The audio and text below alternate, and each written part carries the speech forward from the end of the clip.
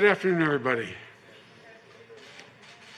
I want to thank the Colonial Early Education Program here in Colwick Center for hosting us tonight.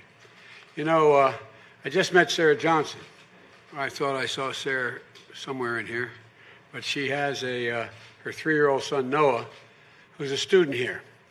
She said this program does wonders, helping Noah learn his letters and numbers and socialize with other kids and understand his emotions and develop his personality. And I met him. He's what a bright, cute young man. But like so many parents, she's worried.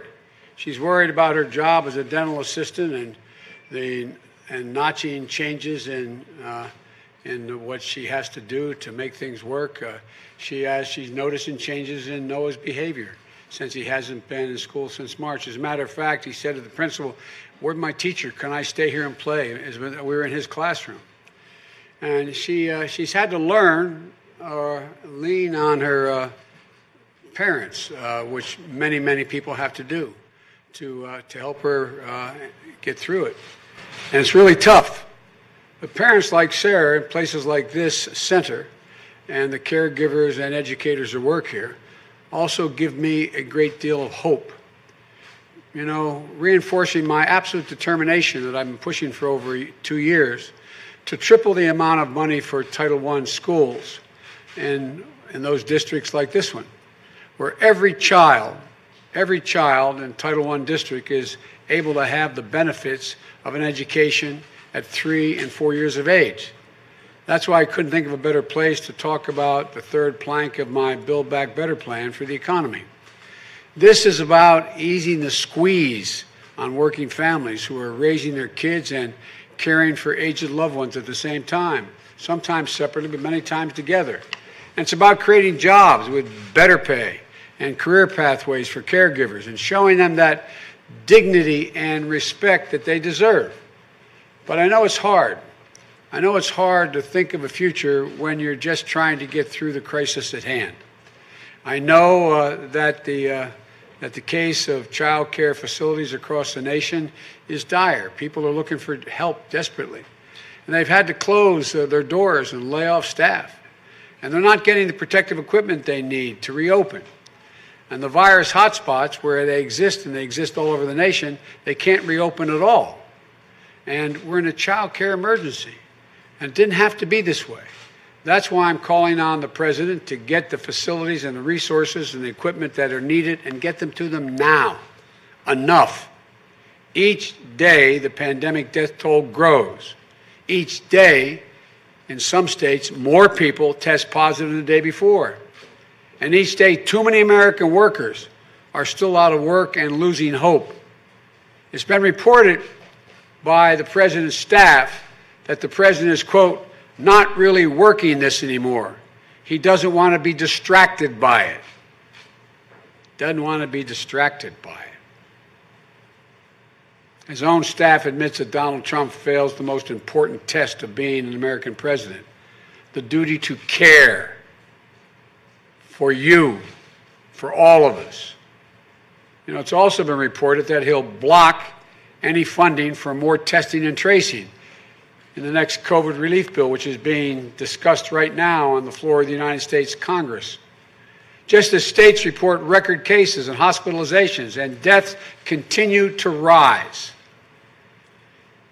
this man simply doesn't understand. He can't deal with our economic crisis without serving and saving and solving the public health crisis. For all his bluster about his expertise on the economy, he's unable to explain how it will actually help working families hit the hardest. You know, he's quit on you, and he's quit on this country. But this election is not just about him. It's about us. It's about you. It's about what we'll do, what a president's supposed to do. The president's supposed to care, to lead, to take responsibility, to never give up. That's what presidents are supposed to do. Over the last 2 weeks, I've shared my agenda for economic recovery. I call it Build Back Better, because we can't just build back to the way things were before. We have to do it better. And the first plank of my Build Back Better plan rejects the defeatist view that automation and globalization mean we can't ensure American workers lead to a future made in America. Made in America. The second plank helps us outcompete the rest of the world and tackle climate change. I'll put millions of Americans to work in good union jobs, modernizing our infrastructure, while building a clean energy future, increasing jobs. Today, I'm outlining the third plank of my Build Back Better program, mobilizing a 21st century care and elderly childhood education workforce to deal with the caregiving crisis, and it's a crisis in this country. If we truly want to reward work in this country, we have to ease the financial burden of care that families are carrying. We have to elevate the compensation of those providing the care, the benefits and dignity of caregiving workers and early childhood educators. Even before the pandemic, millions of working families are faced with enormous financial and personal strains trying to raise their kids and care for their parents or loved ones who are living with disabilities. This is the so-called sandwich generation. Includes everyone from an 18-year-old daughter caring for a mom who suddenly gets sick to a 40-year-old dad raising his child and caring for his own aging parents. The joy and love are always there, but it's hard. I know it's hard. It's really, really hard. Families are squeezed emotionally and financially. They need help, but too often they can't afford it. And the professional caregivers out there, the home health care workers, child care workers, or more often women of color and immigrants, are too often underpaid, unseen, and undervalued. The pandemic hits and squeezes and tightens on everybody. Nursing homes have been hit hard. If you're a frontline worker, you struggle to find safe child care for your kids. Others of you have become unexpected 24/7 caregivers, trying to keep your children safe and learning while you continue to work remotely from home. If you had to put your career on hold indefinitely or seen your hours cut or your job lost, the confusion over school reopening only makes things worse. You know, in the last few months has only underscored how vital it is for families and older Americans to have more home care and community care choices that fit their real needs. You know, we're trapped in a caregiving crisis, within an economic crisis, within a healthcare crisis. You're doing everything you can, but this president is not. If I'm your president, here's what I would do. First, let's start by caring for aging relatives and loved ones with disabilities, helping them live independently. Here's an example. Right now, there are 800,000 people who are eligible for home and community care through Medicaid, who've already signed up for it. But they're waiting for a phone call back. For some, the wait is 5 years. 5 years. My plan makes a bold investment so states can clear the waiting list. To make sure we ease the financial burden for more families going forward, we have to make long-term federal investments. We'll have a major innovation fund that allows states to test and expand successful ways to improve home and community care and increase prevention and reduce the cost of hospitalization. Think of expanded vital services like rides to appointments, meals, day programs for seniors, making their homes safer for them. It builds on an innovative and creative provision under the Affordable Care Act, the very program the president ceaselessly is trying to gut. For example, there's a pilot program now in 27 cities in 16 states where a nurse, an occupational therapist, and a handyman come to the home that's caring for an aging family member. They might not be able to cure mom's Alzheimer's, but they can make sure she doesn't break her hip. So they walk through the house. This is what's going on now. And they install handrails in the right spots in the house, in the bathroom. Or they fix the door that's stuck so she doesn't trip while she tries to open it. It initially found that about $3,000 in program costs yield more than $20,000 in saving to the government, from hospitalization to other reasons. Simple steps to save lives, save money, and provide critical peace of mind. Here's another example. Whether you live in rural North Carolina or central Philadelphia, people of color or economically distressed communities face punishing health disparities from a system of systemic discrimination. They don't have health insurance. They don't see a doctor. Sometimes language is a barrier. And they slip through the cracks, slip through the gaps, so their treatable condition, because they can't afford to go to the doctor, becomes a chronic condition. That's why community health workers are real heroes. They go into these communities. They make sure folks are getting the care they need. My plan puts to work 150,000 more of these workers in our communities throughout the country. These are the things we can do now. Secondly, we can also make high-quality child care affordable and accessible. My child care plan is straightforward. Straightforward. Every 3- and 4-year-old child will get access to free, high-quality preschool like students have here. And low and middle-income families won't spend more than 7% of their income on child care for children under the age of 5. The most hard-pressed working families won't have to spend a dime. Here's how it works. They can either decide to get up to an $8,000 tax credit for child care. For a middle-class family with a couple of young kids spending $300 a week on child care, that means an annual savings of $8,000 in their pocket because it's a tax credit. It means everything for working families living paycheck to paycheck. Or the federal government would send funding to states, which then work with child care providers to cover the cost for working families with young children. Over 7% of their income would not have to be spent. So say both parents are working and need child care. You go to childcare.gov, which is created under the Obama-Biden administration to help fund child care that works for you.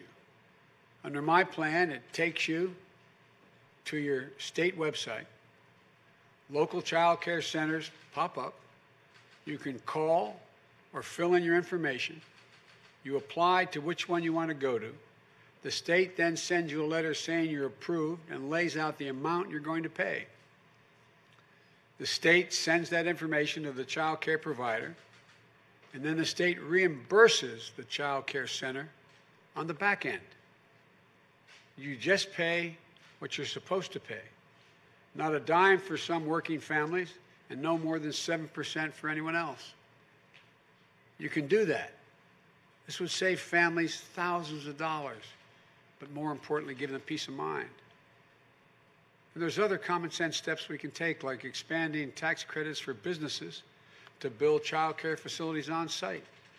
So you can go to work with your child, put them in a child care center that the company got money for, a tax credit for building, supporting more and more and giving peace of mind to a family. And when you're finished work, take that child home. Supporting more aftercare, weekend and summer cares for programs for families. Third, we expand access to caregiving. We need to pay and support caregivers beyond what they are now. They're doing God's work, but home health workers aren't paid much. They have few benefits. 40% are still on SNAP or Medicaid. So my plan is direct. It gives caregivers and early childhood educators much needed raise. No one should have to work more than one job to make ends meet. Under my health care plan, that defends and expands Obamacare, there'll be more affordable health insurance. I'll make sure these workers have an effective way to unionize and collectively bargain and protect their rights and earn benefits. This plan will help workers, especially those without a college degree, help them gain new skills in good-paying industries like healthcare, and provides new pathways to advance their careers. For example, a home healthcare worker can have access to training needed to become an EMT, or a nurse, or physician's assistant, or even a doctor. Or the early childhood educator can receive coaching to keep delivering high-quality learning experience. We can do this. The bottom line is that a mobilized caregiving and early education workforce would save families time and money, get their loved ones the care and early childhood education they need, and put more people to work, allowing husbands and wives to go back to work and providing many people the opportunity to get a job that's a decent job, caring. It keeps seniors in their homes. It's a triple win if they choose that. It recognizes the realities facing modern families and provides them with much-needed economic support in the middle of a pandemic. Just imagine, if we can put 3 million Americans to work in new care and early childhood education, and combined with my proposal to provide families with up to 12 weeks of paid family leave and medical leave, we can free up millions more people to join the paid labor force, increasing economic growth, meaning at least 2 million additional jobs, more economic growth for the nation. This is a fresh, bold way to build a critical part of the labor force and help us recover faster and stronger. We usually talk about jobs packages. There's a big push on shovel-ready jobs. I'm the guy, as you may remember, managed the Recovery Act of $800+ billion. We always focused on shovel-ready jobs, what we could do immediately to get the money out in communities. But that's what care jobs are. They are shovel-ready. The workers are ready now. These jobs can be filled now, allowing millions of people, primarily women, to get back to work now, increasing the growth in the GDP and family income. And it's the right thing to do for our families and our most essential workers. And it's a smart thing to do for our economy. Today, millions of our people can't fully pursue the jobs and careers they dream of due to the caregiving squeeze. That means tens of billions of dollars less in wages each year for our working families. It means more disruption for our business, fewer jobs, and growth in our economy slow. This is both a moral and an economic imperative for the nation, in my view. And the way we pay for it is by rolling back unproductive tax cuts. Some of the $2 trillion tax cut the president put through, closing loopholes, unproductive tax cuts for high-income real estate investors while ensuring high-income earners pay their tax bills. We invest that would add up to $775 billion over 10 years. We invest that in building our economy back better than it was before, growing the economy stronger. And tomorrow, I'll be joining a virtual town hall with SEIU members, home care workers, fast food workers, janitors, to hear directly from them about why this matters so much to them. Because you see, this is about something bigger. This is about dignity and respect for working people. And that's precisely what this election is all about, dignity and respect. The American people know they're not being afforded dignity and respect in many of their jobs. And the American president has a duty to care for all of us, to see people where they are, to understand what they're going through and what they want to be. As many of you know, I was a single parent for 5 years after my wife and daughter were killed and my 2 boys were badly injured. Even though I had a lot more support than a lot of people going through tough times today, it was hard. It was hard. If I didn't have my mom, my sister, and my brother, I don't know how I've been able to afford it. Then, 6 years later, when Jill and I got married, I saw how difficult it was for her to start her teaching career while being a new mom with 2 kids in school. We cared. Well, actually, they weren't in school yet, now that I think about it. We cared for our parents at the end. My dad was months in hospice in our home, same as my mom. And our entire family was there for our son, Bo, when he came home from a year in Iraq with a cancer that wasn't whether he'd live, it's just how long he would live. We know what it's like. Months upon months. We know so many of you are going through the same thing without the kind of help I had. But now, everything feels different. There's just that feeling, that sense, where you just don't know if everything's going to turn out okay. But I'm here to tell you that it can be, and that it will be. You know, my dad was an honorable, decent man. His great regret, he never got to go to college.